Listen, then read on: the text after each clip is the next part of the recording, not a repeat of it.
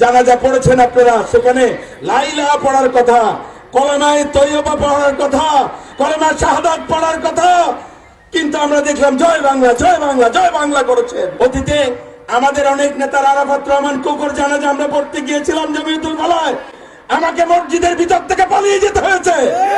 আমরা আমাদের অনেক মা বাবার জানাজা পড়তে পারি নাই।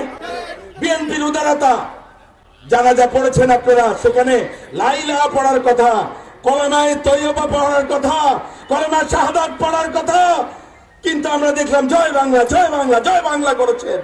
আমাদের উদারতাকে দুর্বলতা যারা মনে করছেন, আমরা বোকার স্বর্গে বাস করছেন।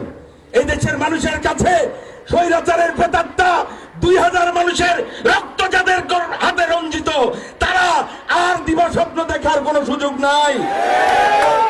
আপনারা তওবা করেন আল্লাহর দরবারে, তাহলে আল্লাহ হয়তো ক্ষমা করবেন, না হলে এই দেশের মানুষ